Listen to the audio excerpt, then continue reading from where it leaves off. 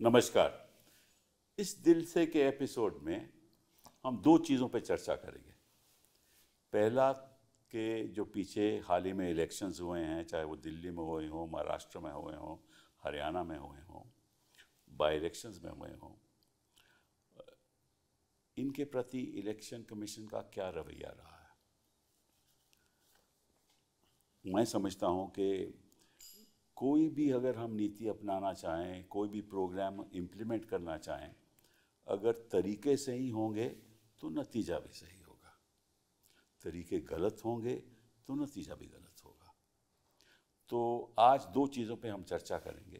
पहली तो election commission एक कॉन्स्टिट्यूशनल बॉडी है, एक संवैधानिक संस्था है, और उसका एक कर्तव्य है कि जब जब भी इलेक्शन हो वो निष्पक्ष तरीके से हो, फेयर हो, और उसमें किसी एक पॉलिटिकल पार्टी, एक राजनीतिक दल का पल्ला भारी नहीं होना चाहिए। एक फेयर ट्रीटमेंट होना चाहिए इलेक्शन कमीशन के द्वारा, जिसको हम कहते हैं फ्री एंड फेयर इलेक्शंस।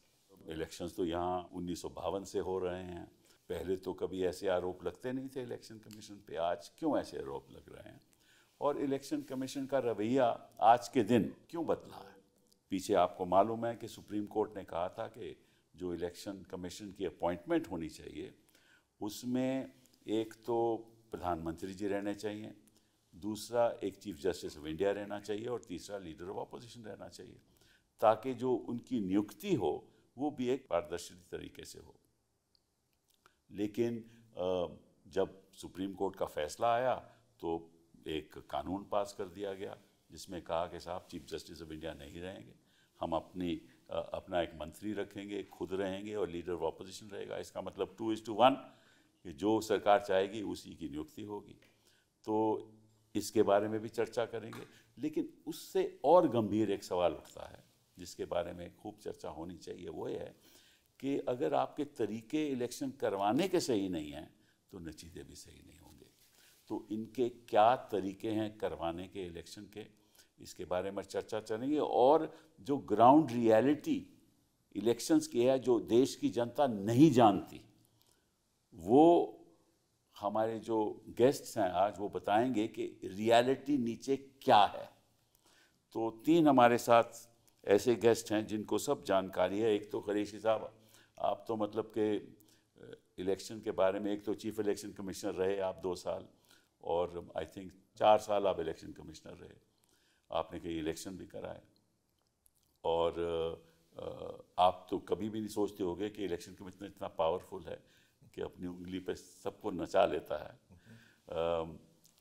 पहले आप 1971 में IAS में थे, हरियाणा काडर में थे, फिर आप सेंटर में आप स्पोर्ट्स मिनिस्ट्री के सेक्रेटरी रहे, NACO के आप डायरेक्टर जनरल रहे, सबसे बड़ा एड्स प्रोग्राम वर्ल्ड में आपने उसको आगे बढ़ाया, और आपने किताबें भी लिखी हैं, और आप बाहरी देश में जाकर भी आपने मॉनिटर किया है कि इलेक्शन कैसा होना चाहिए। रशिया में आप गए, तो आपको इतनी ज़्यादा जानकारी है। तो मैं समझता हूँ कि आज की चर्चा में आपकी राय बड़ी ज़रूरी होगी। तो thank you very much for being here. Sanjay ji, आप मतलब कि आप तो ज़मीन वाले आदमी हो, मतलब लड़ने वाले आदमी हो, और आप मेरे ख्याल 15-16 साल आप ये जो स्ट्रीट वेंडर्स के लिए लड़ाई आपने लड़ी, गोमती को स्वच्छ बनाने के लिए आपने लड़ाई लड़ी। You are a diploma holder in mining engineering from Orissa, और आप पॉलिटिकल अफेयर्स कमेटी के, आप पार्टी के आप मेंबर हैं, और पार्लियामेंट में जो लोग खास तौर पे सत्ता पक्ष के लोग हैं आप कभी सुनना नहीं चाहते आप यही बात सही है क्योंकि जो तथ्य आप बताते हैं उनको अच्छे नहीं लगते। So thank you very much for being here. Dipendra of course belongs to a most illustrious family. आपके ग्रैंडफादर कंस्टिट्यूएंट असेंबली के मेंबर थे, और आपके पिताजी तो सभी को जानते हैं, Bhupendra ji, the big leader from Haryana. 4 बार आप मेंबर ऑफ पार्लियामेंट रह चुके हैं, कुछ बाई इलेक्शन में। This is the fifth term in parliament. That's amazing. You are at one time the youngest member of parliament, ठीक है ना, जब पहली बार आप बाई इलेक्शन में चुनकर आए थे, ठीक है ना, 2005 की 2005 में। हाँ, तो देयरफॉर यू आर, आप अनफॉर्चुनेटली, हम तो सोचते थे कि हरियाणा में आप लोग जीतोगे, लेकिन आप क्यों हारे, कैसे हारे, किस वजह से हारे, और आप पार्टी कैसे हारी अभी दिल्ली के चुनाव में, ये सब हमें बताएंगे आप लोग, तो thank you very much for being here. सबसे पहले ये बताइए, सुप्रीम कोर्ट ने अगर कह दिया कि पारदर्शिता के साथ नियुक्ति होनी चाहिए इलेक्शंस कमीशन में, उसमें chief justice of India member होना चाहिए, तो इन्होंने कानून पास कर दिया और सुप्रीम कोर्ट कुछ कर नहीं रही। आपके हिसाब से, आप तो इतने एक्सपीरियंस्ड हो, what do you think about it? देखिए, पहले तो मैं इसमें एक करेक्शन करना चाहूँगा कि सुप्रीम कोर्ट ने ये नहीं कहा कि कोलिजियम बनाओ। सुप्रीम कोर्ट ने कहा कि आर्टिकल 324 में लिखा था कि president can appoint election commissioner subject to a law to be made in due course. उन्होंने कहा भाई 70 साल हो गए, आपने लॉ नहीं बनाया, लॉ बनाओ। और जब तक आप लॉ नहीं बनाते, ये जो कोलिजियम सिस्टम है जिसमें चीफ जस्टिस भी होता है, इसको हम लागू रखेंगे 3-4 महीने। तो अगर सरकार चाहती तो लॉ ये बना सकती थी कि कोई कोलिजियम नहीं बनाना, हमने लॉ बनाना था, सिर्फ वो आदेश उनका लॉ बनाने का था, और ये इंटरिम ऑर्डर था। इनका जब फर्स्ट ड्राफ्ट आया उसमें कोलिजियम ठीक इन्होंने बनाया कि ये कोलिजियम होगा जो चीफ जस्टिस जिसमें होंगे, वो ये कोलिजियम कितने CVC, CIC, डायरेक्टर CY सबके लिए काम कर ही रहा है 15 साल से, कभी इसके ऊपर उंगली नहीं उठी इनके अपॉइंटमेंट किए हुए पे। तो पहले ड्राफ्ट में ठीक था, दूसरे ड्राफ्ट में इन्होंने ये जो है कि मुझे तो लगता है बहुत डायरेक्ट इंसल्ट है कि साहब हम 2-1 करेंगे, प्राइम मिनिस्टर एक दूसरा एक मंत्री, तो उसकी जो न्यूट्रलिटी थी, जो पर्पस था उस कोर्ट केस का, तो डिफीट हो गया।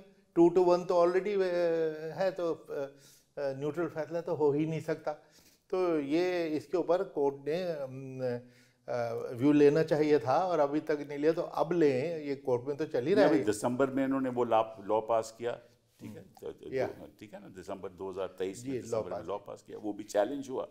और जो आप कह रहे थे इंटरिम ऑर्डर, वो विशाखा गाइडलाइन जैसे अगर कोई कानून नहीं है तो सुप्रीम कोर्ट विशाखा गाइडलाइन के द्वारा एक डायरेक्शन दे सकती है। लेकिन उसका जो अहमियत डायरेक्शन की ये थी कि जो भी कानून बने ऐसे तरीके से बने कि जो सरकार, केवल सरकार को ये अधिकार नहीं होना चाहिए कि वो खुद नियुक्ति करे। करेक्ट, पर्पस ये पर्पस था ना। और अगर जैसे ही ये कानून बना जिसमें अपने प्रधानमंत्री रहेंगे और एक मंत्री रहेंगे, तो अपने आप में वो तो एक सुप्रीम कोर्ट के फैसले को मतलब कि एक उल्लंघन है, अकॉर्डिंग टू मी। उल्लंघन ही नहीं, मजाक उड़ा रहे हैं ना। और सुप्रीम कोर्ट ने कहा हम स्टे नहीं देंगे, और अगर स्टे नहीं देंगे तो आगे भी इलेक्शन आने वाली हैं और सुनवाई नहीं होगी, तो फिर इलेक्शन तो ऐसे ही होता रहेगा, इनकी मर्जी से लोग बने बैठेंगे। आज के दिन मैं समझता हूँ कि जब आप इलेक्शन कमिश्नर थे और उससे पहले भी कभी चीफ इलेक्शन कमिश्नर के खिलाफ कोई ऐसे आरोप नहीं लगते थे, आप तो जानते हो। बिल्कुल बिल्कुल। जो 70 साल तक गवर्नमेंट ऑफ द डे जिसको अपॉइंट करती थी, कुर्सी पे बैठ के वो फेयर एंड न्यूट्रल ही रहा, किसी पे उंगली नहीं उठी थी। So that's a very sad state of affairs. चलिए, इससे अलग होकर संजय जी आपके साथ आते हैं। चलिए, ये तो बात हो गई कानूनी, तो आप असलियत ग्राउंड में जब दिल्ली में इलेक्शन हुआ, तो बताइए ये इलेक्शन करते कैसे हैं? मतलब कि ये तो हर इलेक्शन जीतते हैं, कोई इसका कोई मैजिक वॉन्ड होगा मोदी जी के पास को हर इलेक्शन जीतते हैं, तो आप उसमें थोड़ी सी बता सकते हैं हमें? देखिए सर, कुछ जानकारी आपके दर्शकों को और देश के लोगों को होनी चाहिए कि चुनाव से पहले ही ये लोग चुनाव को मैनिपुलेट करने की तैयारी कैसे करते हैं। दिल्ली में बहुत सारी असेंबलीज ऐसी हैं जहां पे इन लोगों ने नाम कटवाने की एप्लीकेशन दी।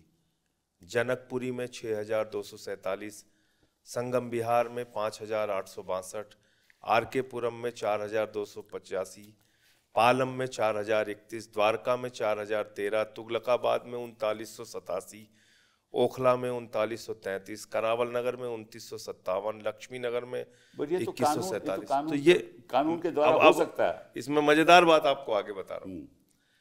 अब इसमें जो इन्होंने जो नाम कटवाने की एप्लीकेशन दी है, वो दी है शाहदरा में भारतीय जनता पार्टी के एक कार्यकर्ता ने, क्योंकि वो उसका डिटेल आ जाता है कि किसने एप्लीकेशन दी वोटर डिलीशन के लिए। तो उसने, एक कार्यकर्ता ने बीजेपी के 11,008 लोगों के वोट कटवाने की एप्लीकेशन दी। एक कार्यकर्ता ने 11,008 लोगों के वोट कटवाने की एप्लीकेशन दी। जनकपुरी में 24 बीजेपी के कार्यकर्ताओं ने, और ये हम लोगों ने ऑन रिकॉर्ड पकड़ा और इलेक्शन कमीशन से मिल के बताया कि ये जो एप्लीकेशन देने वाले लोग हैं, इनकी जो पृष्ठभूमि है, ये भारतीय जनता पार्टी के जुड़े हुए लोग हैं, भारतीय जनता पार्टी के बाकायदा पदाधिकारी हैं। 24 कार्यकर्ताओं ने 4,874 वोट कटवाने के लिए एप्लीकेशन दी। तुगलकाबाद में 15 कार्यकर्ताओं ने 2,435 वोट कटवाने के। तो ये सब बीजेपी के कार्यकर्ता हैं? बीजेपी के कार्यकर्ता सर, इसके अलावा मैं कुछ नहीं बता रहा हूं आपको। और एक बूथ है तुगलकाबाद में, बहुत इंटरेस्टिंग है ये जानना कि बूथ नंबर 117, जिसमें कुल वोट है 1337। उस 1337 वोट में से 554 वोट यानी कि 554 वोट्स कटवाने के लिए 2 बीजेपी के कार्यकर्ताओं ने एप्लीकेशन दी एक बूथ पे। अच्छा। पालम में 9 बीजेपी के कार्यकर्ताओं ने 1641 वोट कटवाने की एप्लीकेशन दी। राजौरी गार्डन में 6 बीजेपी के कार्यकर्ताओं ने 571 वोट कटवाने की एप्लीकेशन दी। हरिनगर में 4 बीजेपी के कार्यकर्ताओं ने 637। तो ये सब बीजेपी का षड्यंत्र है?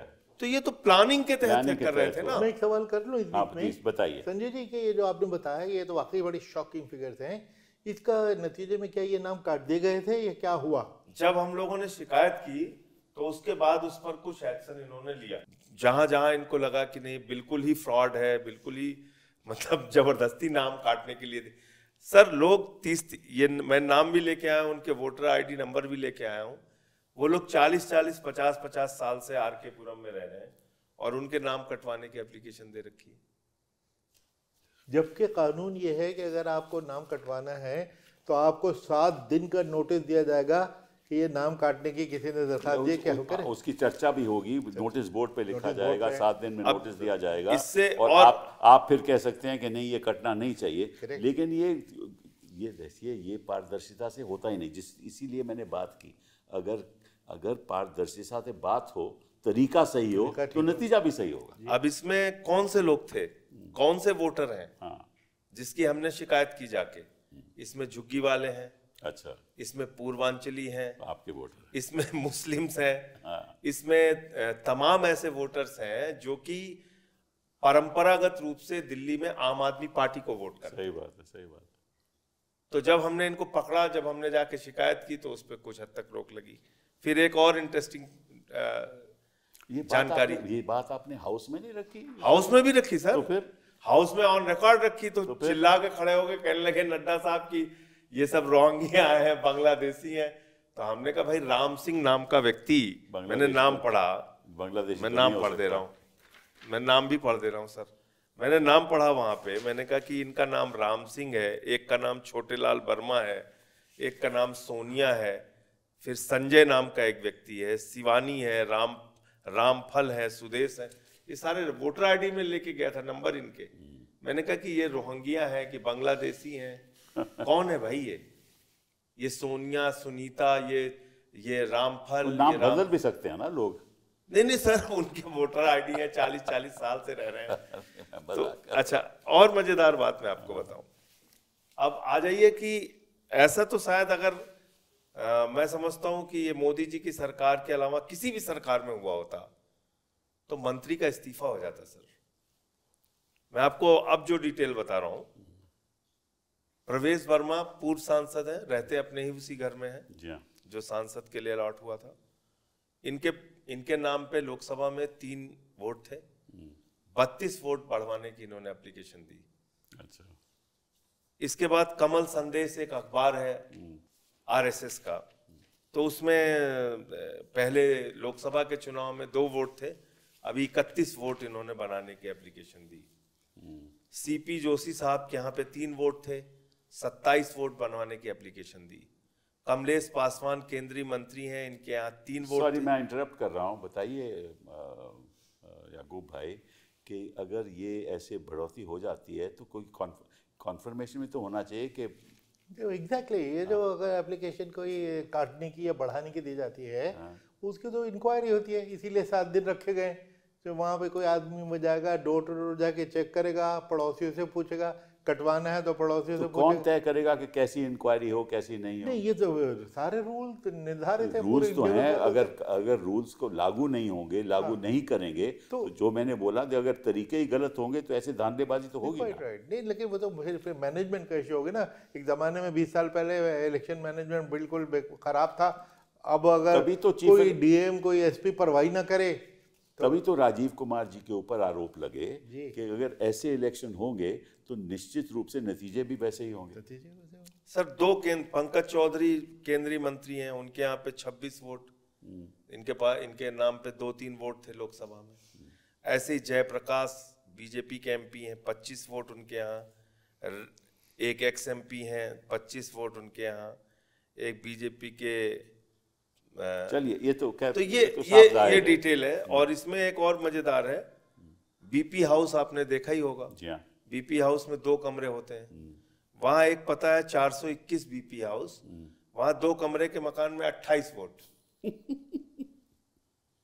ये 212 बीपी हाउस, 2 कमरे के मकान में 24 वोट। विठल भाई पटेल, हाँ, इसमें तो सर्वेंट क्वार्टर्स भी नहीं होते। बिल्कुल बिल्कुल। तो मतलब मैं ये कह रहा हूँ कि इसमें क्या समझने और जानने में कहीं कोई आपको लग सकता है कि, और ऐसी हेराफेरी पूरी दिल्ली में इन्होंने की होगी। ये तो मान लीजिए नई दिल्ली विधानसभा का जी हाँ। हम लोगों ने पकड़ा। अच्छा, एक और मजेदार है यहाँ पे, लास्ट बस मैं इसको पढ़ रहा हूँ। एक है A226 C31, ये कालीबाड़ी मार्ग करके एक एड्रेस है, जो ये एड्रेस ही नहीं मिला हम लोगों को, और इसमें 18 vote. JJ cluster SAD camp Laxmibai Nagar Sarojini Nagar 14 vote. कोई ऐसा एड्रेस नहीं मिल रहा है। तो ऐसे ऐसे बनाया वोट। अब आप इसमें लापता वोटर तो इसमें आप क्या कर सकते हैं?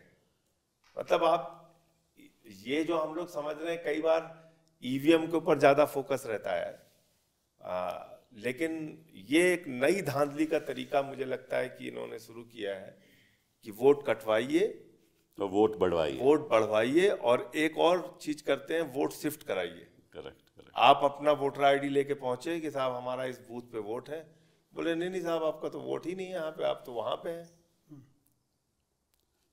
तो वोटर शिफ्टिंग भी एक अलग तरीके का है कि भाई, इसमें और कई चीजें हैं जिस पे हम चर्चा करेंगे। अभी जरा हरियाणा की बात सुने कि आप कैसे, मतलब कि लोग कहते हैं कैसे आप चुनाव जीते, तो मैं आपसे पूछना चाहता हूँ आप कैसे चुनाव हारे? नहीं, सही बात है। पहली बात तो जो संजय भाई ने कहा, ये शिफ्टिंग वाले में मैं एक रिसेंट उदाहरण दे रहा हूँ। ये हरीश रावत जी की वोट भी अभी उत्तराखंड में हमने खबर देखी, हमारे पूर्व मुख्यमंत्री हैं, उन्हीं की वोट शिफ्ट हो गई थी। तो उनको ही अपनी नहीं पता चल रही थी कहाँ पे वोट है। तो आप इस बात का अंदाज़ा लगा सकते हैं। तो ये इन्होंने जो सारे, पहले तो मैं वहीं से शुरू करता हूँ कि ये जो मैं एक डेटा नहीं उसको रखूँगा, लेकिन वोट कटवाने के लिए और वोट बढ़वाने के लिए हरियाणा में भी हमारी बहुत से विधानसभा क्षेत्रों में, मैं एक पर्टिकुलर एग्जाम्पल देना चाहूँगा, बड़कल विधानसभा क्षेत्र, जहाँ मात्र कुछ हज़ार वोट से चुनाव हारे, 2-2.5 हज़ार वोट से हारे। वहाँ पर ये तो कई विधानसभा क्षेत्रों में ये हमारे कैंडिडेट्स ने ग्राउंड रखा है, ग्राउंड लिया है और इलेक्शन पिटीशन में गए हैं। मैं उससे भी पहले एक बात शुरू करूं कि इलेक्शन कमीशन का क्या कर्तव्य होना चाहिए। केवल इलेक्शन करवाना कर्तव्य नहीं होना चाहिए। इलेक्शन कमीशन का कर्तव्य यह होना चाहिए कि लोगों में एक विश्वास बना रहे उस सिस्टम पे कि ये जो चुनाव हो रहे हैं ये बिल्कुल निष्पक्ष चुनाव हो रहे हैं। और केवल सत्ता दल वाले लोग हैं उनका विश्वास ही नहीं, ये चाहे विपक्ष में हो चाहे किसी भी राजनीतिक पृष्ठभूमि से हो, हर व्यक्ति का विश्वास होना चाहिए। और ये जिम्मेदारी इलेक्शन कमीशन की ही है कि अगर वो साख कहीं कम हुआ है देश में आज, उस साख को दोबारा से इलेक्शन कमीशन कैसे ले। और ये कम होने के कई कारण है। आपने हरियाणा का एग्जाम्पल दिया, मैं कई कहते हैं ज़्यादा डिटेल में ना जाके मगर कुछ एग्जाम्पल देता हूँ। पहली शुरुआत जब इलेक्शन की हुई हरियाणा में, सबसे पहले डेट्स कैसे बदली गई, किस किस को पता था कि डेट्स बदली जा रही हैं। हरियाणा का इलेक्शन महाराष्ट्र के साथ होता है हर बार, महाराष्ट्र हरियाणा झारखंड एक साथ होते हैं। और ये कहा जा रहा था कि 400 पार का नारा और 240 वो में तो कह रहे हैं 1 नेशन 1 वोट, और हाँ ये कह रहे हैं 1 नेशन 1 पोल की एक साथ होने चाहिए। तो ये तो एक साथ थे 3 इलेक्शंस। लेकिन हमारी पार्टी अपने तरीके से सही इलेक्शन के टाइम के अनुसार अपनी प्रक्रिया हमारी तैयारी कर रही थी। हम देख रहे थे कि भाजपा वालों ने अपनी सारी बैठ के पहले सब तो हमें ये अंदाजा नहीं था अपने सुविधा अनुसार कि भाई 1 महीना पहले किनको रॉन्ग फुट में पकड़ा जाए, इलेक्शन पहले डिक्लेयर हो गए। उसके बाद आप अंदाजा मानिए फिर 5 दिन इलेक्शन आगे किए कि भाई ये कोई हॉलीडे पड़ गई। हमने कहा हॉलीडे जो है हरियाणा के अंदर, वो हॉलीडे का तो फायदा है क्योंकि हरियाणा में से बहुत लोग दिल्ली आते हैं काम करने। हॉलीडे मतलब वो घर पे होंगे, अपनी वोट ज्यादा परसेंटेज, हॉलीडे का कभी हरियाणा में इशू नहीं है, लाखों लोग दिल्ली आते हैं। हमने कहा कि हॉलीडे, लेकिन वो कहा कि अब ये नहीं, अब 5 तारीख को कराएंगे। जैसे जो चल रहा है ना कि 5 तारीख हरियाणा में भी पोलिंग, 5 तारीख दिल्ली में भी, गिनती 8 तारीख हरियाणा में भी, दिल्ली में भी, और 48 बीजेपी की दोनों जगह सीट। खैर मैं उसमें नहीं जाऊंगा, लेकिन पहले 1 तारीख हुई, फिर 5 तारीख हुई। तो पहले तो डेट अपने जो, और इसमें हमने विरोध किया लिखित कांग्रेस पार्टी ने कि हम इसे सहमत नहीं है। तो एक भाजपा ने कहा कि नहीं डेट तो चेंज का ठीक है, और दूसरा उन्होंने सपोर्ट करा लिया। वहाँ पे INLD जो लोकदल जो पार्टी है उनसे चिट्ठी लिखवा ली उन्होंने। तो एनीवे पहली बात। दूसरी बात, चुनाव में ये वोट वाली जो बात है ये व्यापक आई। मैं EVM पे मैं भी नहीं जाना चाहता क्योंकि EVM पे लेके भी जो प्रश्न चिन्ह है उनका जवाब जो है कानूनी प्रक्रिया के तहत दिया जाना चाहिए। लेकिन इस बात से कोई दो राय नहीं है। प्रश्न चिन्ह उठे, क्यों उठे? कि हरियाणा में जब तक बैलेट्स की गिनती हुई, पोस्टल बैलेट्स में हरियाणा में कांग्रेस पार्टी 90 में से 76 सीटों पे आ गई, और आज तक का ये इतिहास रहा है जो पोस्टल बैलेट हमेशा दूसरी पार्टी वही। लेकिन जैसे ही उसके बाद 10 बजे के बाद EVM आई, EVM पे कांग्रेस पार्टी पीछे हो गई। मैं एक बड़ा आपको ये ऐसा अचंभे वाला आंकड़ा मैं बताना चाहता हूं जो हरियाणा और दिल्ली दोनों के विषय में। हरियाणा में it is a photo finish, जैसे आपने देखा कांग्रेस पार्टी के 39.5% वोट हैं हमारे कांग्रेस पार्टी, और भाजपा के 39.9%। हम 0.5% से भी लेस से 10 सीटें हार गए हमारा, और 11 सीटों का फर्क है, उनके 48 हमारी 37। और दिल्ली के अंदर मेरे ख्याल 2% का दिल्ली में फर्क है, 2-2.5% का, और मात्र 2% वोट शेयर के डिफरेंस से इनकी जो सीटों का डिफरेंस है वो 26 सीटों का। तो यानी कि हरियाणा में लगभग 60 लाख मतदाताओं ने दोनों पार्टियों के लिए वोट दिया, 22,000 वोट का फर्क। लेकिन वो 22,000 वोट कहने का मतलब है दोनों प्रदेशों में इतना नैरो जब इलेक्शन होता है तो सीटों का गैप इतना नहीं आता, लेकिन कहीं ना कहीं उन्हीं सीटों पे भाजपा को वोट मिली जहां उनको जरूरत थी, जहां नजदीकी मुकाबला था। बाकी जहां सीट हम जीत रहे थे कांग्रेस या आम आदमी पार्टी, वो और हम कंफर्टेबल जीत रहे थे। लेकिन क्लोज सीटों पे दोनों प्रदेशों के अंदर ऐसा होना जो है एक ठीक है, इसको आप कोइंसिडेंस भी कह सकते हैं, लेकिन ये प्रश्न चिन्ह जो लोगों के दिल के दिमाग के अंदर ये तो एक एनालिटिकल मामला है, क्योंकि वोटर परसेंटेज एक कंस्टिट्यूएंसी से नहीं गिनी जाती है, तो ओवरऑल वोट परसेंटेज होती है ना, कहीं में ज़्यादा पड़ेगी, किसी में कम पड़ेगी, लेकिन तो वो बड़ा मुश्किल है कहना। लेकिन जो इन्होंने बातें रखी हैं, जो आपने पहले भी बातें रखी हैं, कि जो धांधलेबाजी हो रही है वो ग्राउंड में इतनी ज़्यादा हो रही है कि लोगों का विश्वास इलेक्शन प्रति और इलेक्शन कमीशन के प्रति उठ रहा है। अच्छा, इसमें मैं एक और चीज़ जो ये जो आप कह रहे हैं ना, सही है कि कहीं ज़्यादा कहीं कम। हरियाणा के इलेक्शन की इलेक्टोरेट और वोटिंग बेस तो सिमिलर रहा है। पिछले चुनाव में भाजपा और कांग्रेस के वोट शेयर के डिफरेंस में हमारे 26 थी, इनकी 38 थी, 12% का फर्क था, और सीटों में 9 सीटों का। इस बार वोट शेयर में डिफरेंस 0.4% और सीटों का डिफरेंस 11 सीटों का बढ़ गया। पिछली बार 12% वोट का डिफरेंस था। तो कहने का मतलब ये एक मिराकुलसली उन सीटों पे इनको वोट मिली जहां, और ये दोनों जगह। अच्छा, अब इसमें मैं उसको थोड़ा सा और EVM की बात करता हूँ। EVM पे क्योंकि प्रश्नों के उत्तर कानूनी प्रक्रिया के तहत से इसको देने का कर्तव्य है। बहुत से प्रश्न उठे हरियाणा के अंदर EVM पे, आपने देखा होगा कि 99% बैटरी आई। EVM की जो CCTV फुटेज जो थी, जहाँ पे इवेंट की स्टोरेज थी 40-40 मिनट तक, वो गायब थी कई जगह। बहुत से हमारे हरियाणा में रिकॉर्ड 22 इलेक्शन पिटीशन में कैंडिडेट्स गए हैं सेकंड और थर्ड नंबर के, जो कभी इतने नहीं गए। तो यानी कि उम्मीदवारों का जो है कि अभी धरातल से जो आप कह रहे हैं कि धरातल में तो इतने उम्मीदवारों का भी कहीं ना कहीं विश्वास नहीं बना, जो नतीजा आया तभी वो उन्होंने कोर्ट का सहारा लिया। उसमें एक सरप्राइजिंग बात ये आई, जब सुप्रीम कोर्ट का एक जजमेंट है कि 5% पोलिंग बूथ के आप ईवीएम्स को वीवीपैट से जो बीयू, सीयू और एसएलयू होता है वो आप वीवीपैट से मैच कर सकते हैं। ये अपना कहते हैं कोई भी प्रत्याशी सेकंड और थर्ड नंबर पे आया वो जा सकता है और कर सकता है। सही बात। अब ये 2024 की जजमेंट है, इसी साल की। अब जो कैंडिडेट्स गए उन्होंने एप्लीकेशन लगाई, इलेक्शन कमीशन ने कहा कि हाँ ठीक है कराइए, और वो जब वो इलेक्शन जो अपना निकाला ईवीएम, तो ईवीएम निकाल के उन्होंने कहा कि अब हम क्या करेंगे कि सारे डेटा को इरेज करेंगे पहले और मॉक पोल से टेस्ट कराएंगे कि जिसकी वोट है वो ठीक जगह जा रही है। जो पुराना डेटा जो 5% ये मशीन निकली, ये कैसे कर सकते हैं? ये तो वही कहानी हो गई कि आप किसी एग्जामिनेशन में अगर आप थोड़े बहुत मार्क्स से रह गए, आपने उसको अपना कहते हैं रीचेकिंग के लिए लगा दिया, वो कह रहे हैं कि जी रीचेकिंग नहीं, आप एक काम करो दोबारा से पेपर दे दो। तो अब वो तो रीचेकिंग तो उसी की होगी, आप नए सिरे से। तो ये मतलब जो है, तो ये जब इसको लेकर सुप्रीम कोर्ट में फिर गए हमारे जो पेटिशनर्स, और सुप्रीम कोर्ट ने कहा कि इलेक्शन कमीशन कहा भी सुप्रीम कोर्ट ने कि भाई ये आप इनको करो, तो मगर आगे अभी उस पर भी कार्रवाई उस पर हुई नहीं।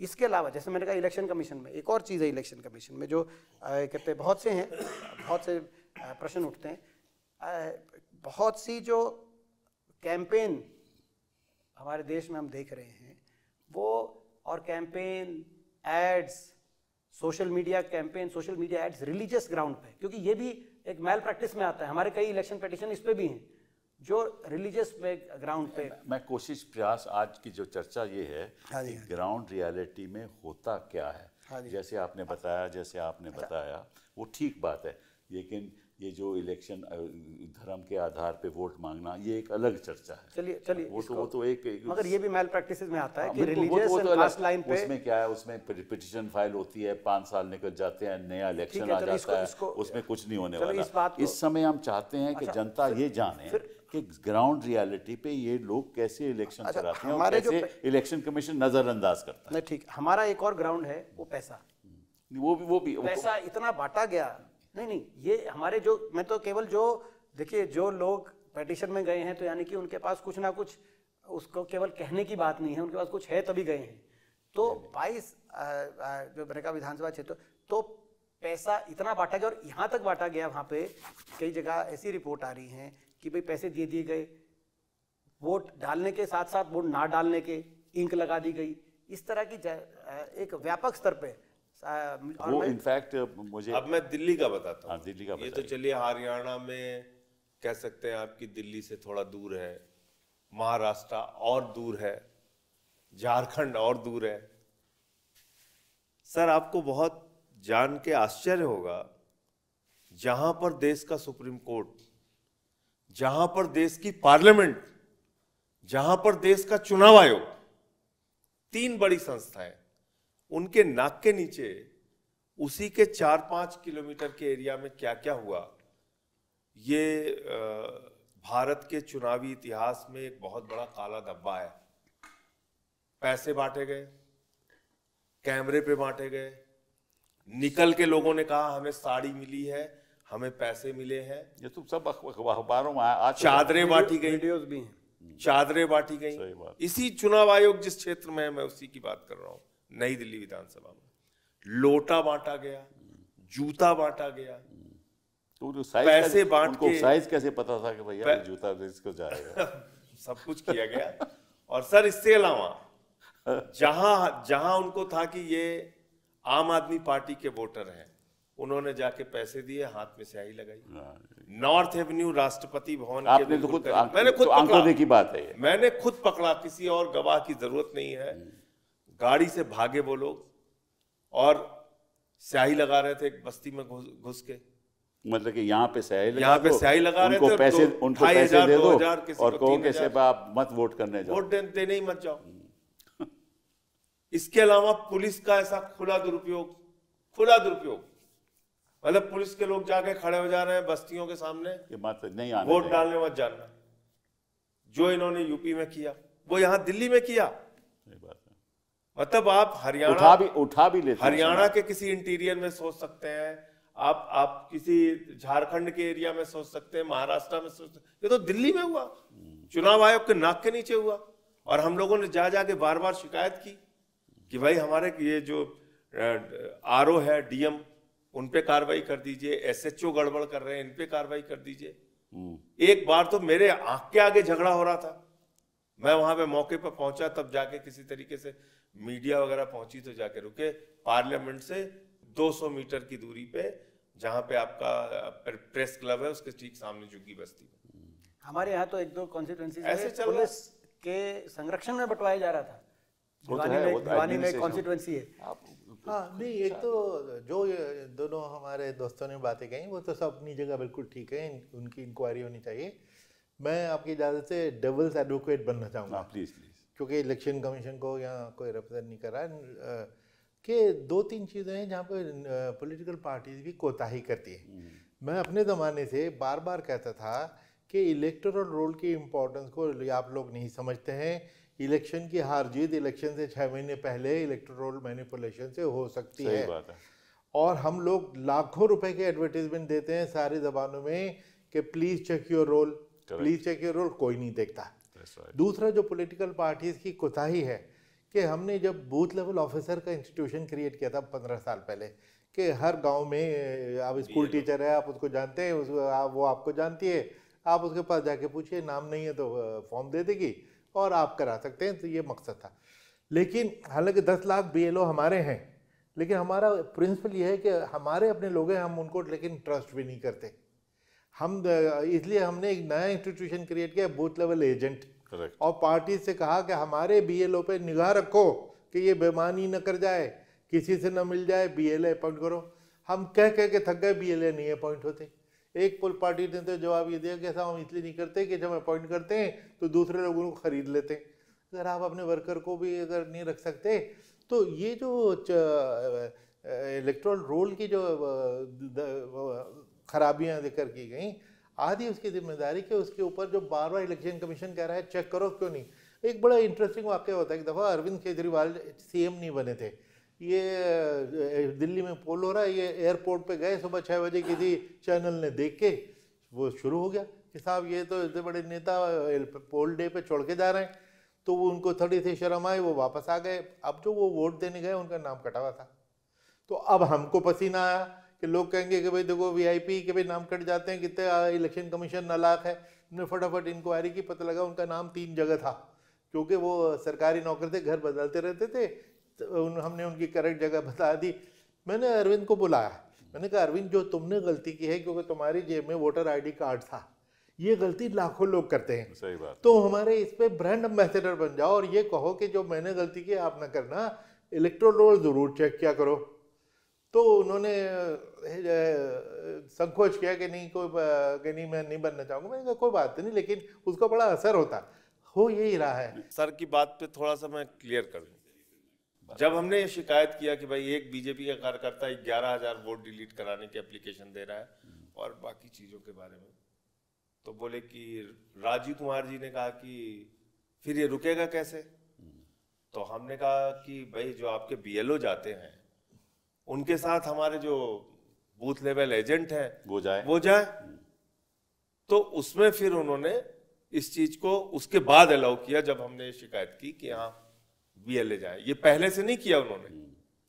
अगर पहले से आप कह रहे हैं कि ये व्यवस्था थी, तो ये अगर पहले से वो करते कि BLA को लेके जाते तो ये काम ही नहीं होता, ये शिकायत करने की जरूरत ही नहीं पड़ती। जो आपने बात की इसमें ये एक कानून की बात है। देखिए आपको मालूम है कि 1950 के एक्ट के अंतर्गत देयर एक सेक्शन 23(3) राइट, जो कहता है कि आप जो क्वालिफाइंग डेट, आपको क्वालिफाइंग डेट होती है किसी भी इलेक्शन की, जो इलेक्शन का रिवीजन होता है वो January 1 of a particular year revision हो जाता है।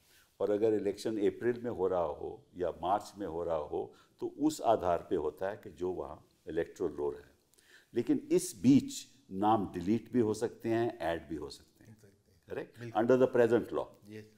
उसी लिए ये धांधलेबाजी होती है कि ये डिलीट भी करते हैं और उसके साथ प्रोसीजर भी है कि अगर डिलीट करने जाए तो नोटिस देना पड़ता है।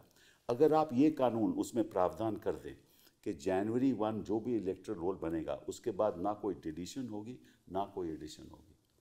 डिलीशन तो कभी नहीं होगी, एडिशन हो सकती है लेकिन डिलीशन नहीं होगी।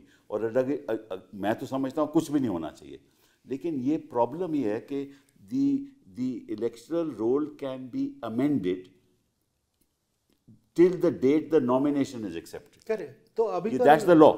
That is the law. That's the law. That should be changed. Yeah. Because now what you're doing is कि आप उसी लॉ के अंतर्गत हजारों लोगों का नाम डिलीट कर देते हो, हजारों लोगों का ऐड कर देते हो। नहीं, उसमें सर भी- आप महाराष्ट्र का उदाहरण देखिए ना, उसमें 4.5 साल में जितने नाम जुड़े नहीं, 6 महीने में उतने नाम जुड़ गए। नहीं, उसमें जो बता रहा था हिमाचल कि की इसमें जितनी जो पूरी प्रॉब्लम जनसंख्या है, है उतने नाम जुड़ गए। इसमें जो प्रॉब्लम आ सकती है कि आप कह रहे हैं कि 1 जनवरी के बाद कोई चेंज न करो, कोई मर गया उसका नाम अगर हम न काटें उसकी जगह बोगस वोटर खड़ा कर देंगे ये लोग, या कोई शिफ्ट कर गया, देखो इसी तरह कोई नया 2-4 महीने में इतना फर्क नहीं पड़ेगा। व्हाट आई एम सेइंग अब तो वैसे बाय द वे लॉ भी बदल गया। अब पहले 1 जनवरी अब पहले अप्रैल हो गया, अब 4 क्वार्टर में हो गया। I know, but it makes no difference. Yes. Because even in those 4 quarters, you can change, you can add and you can delete. तो ये प्रॉब्लम है। जो मैसेज पॉलिटिकल पार्टी को समझना चाहिए, अपने वॉलंटियर्स को वो करें कि इलेक्टोरल रोल पे निगाह रखें, 7 दिन पहले निगाह रखें, क्योंकि लोग खरीदे जाते, आप मतलब कि आप तो इलेक्शन कमीशन रहे हो, ये तो कार्यकर्ता लोग हैं, ये तो जमीन पे लड़ते हैं, कैसे लोगों को खरीदा जाता है। अपने लोगों को ही, जो अगर मैं कैंडिडेट हूँ, मेरे इलेक्शन बूथ पे 10 लोग बैठे हैं, 10 लोगों को 10-10 अगर सजग नहीं होते तो रियलिटी तो ये है तो कैंडिडेट को भी खरीद लेते हैं। फिर क्या, तो देयरफॉर द क्वेश्चन इज, जैसे तरीका नहीं सही होगा तो नतीजा भी नहीं सही होगा। आप दूसरी बात, एक सेकंड, दूसरी बात, मुसलमानों के प्रति ये क्या करते हैं, उनको वोट नहीं देने देते। आपको मालूम है कि आजमगढ़ में क्या हुआ, सभी जानते हैं। वहाँ पुलिस खड़ी कर देते हैं, वहाँ उनको धमकाते हैं। अगर कोई जबरदस्ती का प्रधान हो, उसको रातों रात, अगर वो वोट देना चाहता है, उसको रातों रात उसको ले जाते हैं और उसको बंद कर देते हैं। संभल में हुआ। और इनके लोग, इनकी पार्टी के लोग वही शराब डिस्ट्रीब्यूट करते हैं, उस पर कोई रोक नहीं करती, पुलिस कुछ नहीं करती। तो ये अगर पुलिस का रवैया सही नहीं होगा तो फिर ये इलेक्शन होगा कैसे? और ये सिर्फ मुसलमानों के नहीं, एक सेकंड ना संजय जी, ये चीज 20-25 साल पहले एग्जैक्टली यही सिचुएशन थी। हम वापस उस पर पहुंच गए कि 4 बजे नहीं जी वोट बंद हो गया, भाग जाओ यहाँ से, ये सब तो होता था। कैसे करें? सिर्फ मुसलमानों के नहीं, टारगेटेड वोट, जैसे मान लीजिए मुस्लिम्स का जान लिया उन्होंने, नहीं मुसलमान के बस इसके वाला यादव जान लिया कि ये समाजवादी पार्टी को देगा। करेक्ट। दिल्ली में जान गया भाई झुग्गी वाला ये देगा, बिल्कुल। यहाँ ये पूर्वांचली है, तो मतलब वो टारगेट करके, जैसे मान लीजिए इनके यहाँ जान गया कि भाई ये जाटों का एरिया है, यहाँ पे इनको, आई एग्री विद यू, मैं तो ये उदाहरण के तौर पे बोल रहा हूँ। नहीं वो आप ठीक कह रहे हैं, मैं ये कह रहा हूँ कि ये अगर इस तरह से चुनाव होगा और 1-2% में ये सारा खेल करेंगे तो फिर ऐसे चुनाव का फायदा क्या है? फायदा नहीं है। अच्छा, इसमें एक और, फिर हम कहने को कह सकते हैं हम लार्जेस्ट तो चुनाव है ही नहीं, ये तो धांधलेबाजी हुई। दुनिया का सबसे बड़ा चुनाव कराते हैं। इसमें एक और बात है जो कि ठीक है, एक्सेप्ट हम कर लेते हैं, और वो कि भाई वो तो ठीक है भाई, इतनी बड़ी सत्ता है, इतना धन बल है, सत्ता बल है, मीडिया बल है, हम एक्सेप्ट कर लेते हैं कि इससे लड़ाई लड़ रहे हैं। मीडिया तो इनके साथ है। हाँ, मीडिया बल है, तो हमको हमें लड़ाई सत्ता बल, धन बल, मीडिया बल से लड़नी पड़ेगी। तो इकट्ठा होके लड़ो ना, आप इकट्ठा ही नहीं होते। वो राजनीतिक प्रश्न है ना, राजनीतिक बात नहीं है। देखो ये देश के लोकतंत्र की बात है। लोकतंत्र की बात है। मतलब अगर आप लोकतंत्र बचाना चाहते हो तो आपको इकट्ठा होना पड़ेगा, ऐसे नहीं चलना पड़ेगा आपको। नहीं, आपकी बात से हम सहमत हैं, तो लेकिन जो role of I am sorry, I am giving this advice, I am nobody to give this. नहीं, आपकी बात सही है, आपकी बात सही है, और ये सभी दलों को समझना पड़ेगा। तो मैं प्रोग्राम ही इसलिए करता हूँ कि ये जानकारी जनता के पास जाए, ताकि जनता को पता लगे कि ग्राउंड रियलिटी पे हो क्या रहा है। सभी नहीं, धांधली पे चुनाव जीत रहे हैं, वो बिल्कुल, चुनाव नहीं जीत इसमें रहे। कोई शक ही नहीं। जनता से चुनाव नहीं जीत रहे हैं। अच्छा, मैनेजमेंट एक जो, और ये बात हमारे न्यायाधीशों को नहीं पता, जो आप कह रहे हो। सर माफ कीजिएगा, पता है उनको भी नहीं, वैसा कईयों को नहीं पता। देखो उनके पास इलेक्शन पिटीशंस जाती हैं, बहुत सारी जानकारियां उनको दी जाती हैं।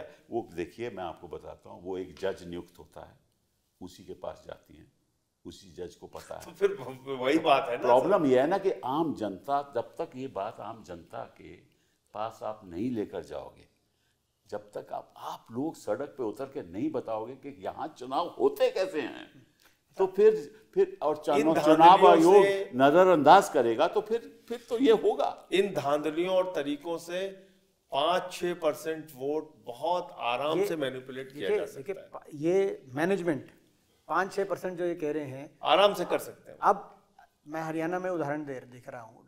लोकसभा चुनाव में हम भाजपा से 2.5% वोट आगे थे और इसमें वहाँ मोदी जी का चेहरा था जो उनके वो हैं। ऐसे ही नांदेड़ के है जो उपचुनाव हुआ लोकसभा का, उसमें हमारे कैंडिडेट जीते वहाँ से, मगर नीचे की 6 सीट हार गए। तो ऐसे में विश्वास कि भाई ये मैनेजमेंट जो हो रही है वो कहीं ना कहीं तो मैनेजमेंट हो रही है कि अगर हरियाणा के 10 साल की परफॉर्मेंस से लोकसभा में लोग खुश नहीं थे मोदी जी के चेहरे पे, तो विधानसभा में जब उससे ज़्यादा ओपिनियन पोल्स, सारे एग्जिट पोल्स, सारे ओपिनियन पोल्स, सारे इंडिकेटर दिखा रहे हैं कि लोकसभा से ज़्यादा स्विंग है कांग्रेस के फेवर में, तब शरद यादव जी सारे दुनिया में नहीं है, तो उनके लिए एक बार जब वो धरने पे बैठ गए थे और पता चला बाद में चुनाव जीत गए, तो टाइम्स ऑफ इंडिया ने हेडिंग लगाई थी कि Sharad Yadav shocked by his victory. तो भारतीय जनता पार्टी खुद ही शॉक थी हरियाणा की विक्ट्री से। उनको खुद भी नहीं पता था कि वो जीत रहे चुनाव। उनको जिनको जो जिताना चाहते थे 15-20 से ज्यादा वो नहीं मान रहे थे। संजय जी, जो जिताना चाहते थे उनको पता था, आम आदमी को नहीं पता था। ये हो सकता है, ये हो सकता है। और महाराष्ट्र के अंदर इतना बड़ा मैंडेट उनको मिलेगा ये भी नहीं लग रहा, किसी को भी नहीं मालूम था। मैं तो और दिल्ली में भी मुकाबला लग रहा था, ये मैं मान सकता हूं, लेकिन इतना जितना गैप आया सीटों में, दिल्ली में अंत तक हम लोगों को लग रहा था कि भाई किसी भी हालत में हमारी 45 से कम तो सीटें नहीं आनी चाहिए, और 2% वोट के मैनेजमेंट। अच्छा, ये जो आपने एक और बात कही, इकट्ठे हो जाओ की बात कही आपने, धनबल पे कही आपने, मगर the role of money, election commission का कोई रोल अभी उसी पे चर्चा सबको पता है कि आज मैंने एक महाराष्ट्र में फोन किया, एक हमारे बड़े सीनियर लीडर हैं जो कई बार के विधायक रहे, कि क्या चल रहा है महाराष्ट्र में, पता इलेक्शन के यहाँ लक्ष्मी वर्षा चल रही। तो आज ये ओपन सीक्रेट है कि सत्ता दल वास्टली बाकी किसी भी पार्टी से ज़्यादा रिसोर्सफुल है, उनके पास इतने संसाधन है और उन संसाधनों को झोंकती है। तो जो ये आप कह रहे हैं कि भाई आप कह रहे हैं कि हर बूथ पे, तो कई ऐसे दल भी हैं जैसे सत्ता दल भाजपा, उनके पेड वॉलंटियर्स भी हैं, इतना उनके पास संसाधन है, पैसे के अलावा तो हर चीज में, हाँ, प्रशासन और पैसा, तो पैसा इतना ज्यादा उनके पास हो गया है। देखिए, इसमें जो सबसे गंभीर बात है ना कि प्रशासन जो ऐसा रोल कर रहा है 20 साल पहले करता था, और हमारे जमाने में इनकी हिम्मत नहीं थी। डीएम, एसपी, क्या chief secretary, DGP, home secretary को सांठगांठ है, एक स्ट्रोक पे हम निकालते थे। अब तो इनकी हिम्मत नहीं नहीं थी। एसएचओ की ट्रांसफर नहीं की इन्होंने। अच्छा, मैं पैसे की बात आप कर रहे हो ना, तो उस पर मैं आपसे जरा चर्चा करना चाहता हूँ। अगर कोई कैंडिडेट इलेक्शन लड़ता है तो उसका तो एक मैक्सिमम एक्सपेंडिचर है under the Representation of People's Act, ठीक है ना, लेकिन पार्टी के ऊपर कोई नहीं है। करेक्ट, ठीक है। नाउ अगर आप पार्टी को खुली छूट दे दोगे कि जितना मर्जी वो पैसा खर्च करे, तो जो आपने कहा वो नतीजा होगा। बिल्कुल ठीक है। हाँ, देखो चुनाव में एक परिवर्तन आना चाहिए यस लॉ में, कि भाई जितना ही कैंडिडेट खर्च कर सकता है उतना ही पार्टी खर्च करे। ठीक है, बिल्कुल आपका कहना ठीक है। देखिए, ये सिस्टम हमने यूके से लिया था। यूके में पार्टी पे भी सीलिंग है। हाँ बिल्कुल, होनी चाहिए। और यहाँ तो सोशल मीडिया का जमाना है। अब मुश्किल ये है, इतना खर्च किया जा रहा है सोशल मीडिया पार्टी द्वारा। मुश्किल पे है कि ये जो कॉर्पोरेट सेक्टर है, देखिए ये जो कैश आता है ये 3 जगह से आता है अकॉर्डिंग टू मी। एक तो लॉटरी से, हाँ, एक ये गुटखा से, मैं आपको जहाँ कैश होता क्या है, या माइनिंग से, ये 3, क्योंकि अदरवाइज तो बड़ा 3 जरिया है। और ये कैश किसको जाएगा? जो सत्ता पक्ष में होगा। तो अंधाधुंध कैश जाता है और वो खर्च होता है। और जब प्रशासन इनके साथ हो तो जो खर्च कर रहा है और जिसके पास है उसके ऊपर कोई पाबंदी नहीं। सर उसमें तो 2-4% ज्यादा मेहनत करने की जरूरत ही नहीं है। पूरे देश में भारतीय जनता पार्टी के दफ्तरों को देख लीजिए, वो तो अभी आरएसएस का दफ्तर देख लीजिए, वो तो साफ जाहिर है हर जिले में पैसे इसका का मतलब बड़ा दुरुपयोग हो रहा है। हर जिले में, मेरा मानना है कि हरियाणा में हर जिले में इनके ऐसे दफ्तर हैं जैसा हमारा प्रदेश का दफ्तर नहीं। देखिए, ये सारा चुनाव का जो ढांचा है, इसको जब तक आप बदलोगे नहीं, कभी नतीजे सही हो ही नहीं सकते। मैं समझता हूं कि जिस किस्म की कैंपेन हिंदुस्तान में होती है वो किसी और देश में नहीं होती। मगर जैसे आपने इतना एक्सीलेंट सुझाव दिया कि पार्टियों पे कैप, अरे फिर भी कैश खर्च होगा ना, मैं कुछ और कह रहा हूँ। हाँ, फिर भी कैश खर्च, वो तो this is not a solution. ठीक है ना, वो तो दूसरा कैश तो खर्च होगा ही होगा. So therefore you need to change the entire system. Why should you have these campaignings? Why should you allow campaigning? People have, भाई लोग जानते हैं कि आपने 5 साल में क्या किया. ये आप कैंपेन क्यों अलाउ करते हो? ये तामझाम, ये भीड़ खड़ी करना, करोड़ों रुपया खर्च करना, 40-50 हज़ार करोड़ खर्च हो जाता है. ये क्यों? ये जनता का पैसा है, टैक्स पेड पैसा है, उसको आप ऐसे खर्च कर रहे हो और फिर अपने पक्ष में कर रहे हो. तो ये होना क्यों चाहिए? ये मुझे बताइए आप. हाँ, ये तो सिस्टम बदलना चाहिए ना. जी बिल्कुल. और इसमें उसके ऊपर पार्लियामेंट में कहीं विचार डिस्कशन ही नहीं सुना हमने. एग्जैक्टली, क्योंकि उनको फायदा है. जो सत्ता पक्ष में लोग बैठे हुए हैं वो तो चाहते हैं कि ऐसा हो, पर ऑपोजिशन और विपक्ष के पास पैसा नहीं है. तो पैसे की कमी, और जो पुलिस इनके साथ हैं, पुलिस अधिकारी इनके साथ रहते हैं, ठीक है, और सारा प्रशासन इनके साथ है. तो कोई स्पेस ही नहीं है ऑपोजिशन के लिए चुनाव लड़ने की. तो चुनाव लड़ेंगे कैसे ऑपोजिशन? तभी लोग कहते हैं कि कांग्रेस पार्टी हारी. मैंने कहा हारेगी, कभी जीत सकती ही नहीं. क्यों? क्योंकि सारा बल तो इनके पास है, तामझाम तो इनके पास है. तो आप सब लोगों को, हम सब लोगों को, हम भी मेंबर ऑफ पार्लियामेंट हैं, इस पे विचार करना चाहिए और जनता को बताना चाहिए कि ऐसा रवैया होगा, ऐसा काम होगा. निष्पक्ष चुनाव का फिर कोई मतलब नहीं. निष्पक्ष चुनाव हो ही नहीं सकते. और निष्पक्ष चुनाव की धारणा लोगों में नहीं होगी तो आपकी बात है कि भाई अब लोग ये मान के चल रहे हैं कि अगर थोड़ा बीजेपी पीछे 2-4-5% से मैनेज कर जाए. हाँ बिल्कुल, आराम से. ये आज देश के लोगों में धारणा बन गई. गिनी चुनी सरकारें ये गिरा देते हैं, वो भी तामझाम से. आपको मालूम है 5% वोट बहुत आराम से मैनेज अच्छा, वो उसका अलग है. हमारे यहाँ तो कई कैंडिडेट्स ये कहते थे चुनाव में भाजपा के कि कोई बात नहीं, अगर कांग्रेस की सरकार भी बन गई तो भी आएंगे हम ही. तो कहने का मतलब अब वो सारा सिस्टम जो है, जो एक्चुअल लोकतंत्र है, तो 1 नेशन 1 खतरा पोल है. से तो एक बिल्कुल ही खत्म हो जाएगा एंटायर इलेक्शन प्रोसेस. फिर तो एक ही बार मैनिपुलेट करना पड़ेगा ना. बिल्कुल एक ही बार करना. सर, ये जो इनको कवायद हर स्टेट में करनी पड़ती है, 1 नेशन 1 इलेक्शन जिस दिन पास हो गया, मैं उसकी जेपीसी का मेंबर हूं, तो वो अगर पास हो गया तो फिर तो आप ज्यादा मेहनत करने की जरूरत नहीं. एक बार पूरे देश में मेहनत फिर कर तो लो. होगा ना 1 नेशन 1 पोल 1 पार्टी. स्टेट में भी आप आ गए, सेंटर में भी आप आ गए. पार्टी 28 राज्यों में से 22 में तो भाजपा की सरकार है ही आज. तो वो जो आप कह रहे हैं कि 1 पार्टी, वो तो तो होगा. 28 में से भाजपा या एनडीए के पार्टनर्स की सरकार हमने है? 28 पूछा में 22 मीटिंग में, हमने कहा भाई एक चीज आप बताइए कि 5 साल के लिए एक सरकार चुनी गई और वो सरकार बीच में गिर गई, तो फिर तो मिड टर्म इलेक्शन होगा. भैया तो वो क्या कह रहे हैं? संजय जी वो कह रहे हैं कि साहब अगर मान लीजिए 3 साल का टर्म है तो अगला इलेक्शन जो होगा वो 3 साल के वो लिए ठीक है, वो अलग चर्चा है. आपकी ये बात सही है कि मगर सबको साथ आना पड़ेगा कुछ बिंदुओं पे, और ये इन बातों को पॉलिटिकल डिस्कोर्स में लाना होगा. ये कह रहा हूँ कि पॉलिटिकल डिस्कोर्स में ये बात आए कि भाई निष्पक्ष चुनाव. क्योंकि देखिए खतरा लोकतंत्र का है. ये नहीं कि एक पार्टी चुनाव जीत जाए, दूसरी पार्टी चुनाव, उससे कोई नहीं है. खतरा लोकतंत्र का है, क्योंकि अगर सारी संस्थाएं इनके कब्जे में आ गई तो फिर कोर्ट भी कुछ नहीं करेगा. ये रियलिटी. और अगर कोर्ट कुछ नहीं करेगा और इनकी सारी संस्थाएं इनके कब्जे में आ जाएंगी तो लोकतंत्र खत्म हो जाएगा. इसी विचार के साथ आज की चर्चा खत्म करते हैं. Thank you very much for being here.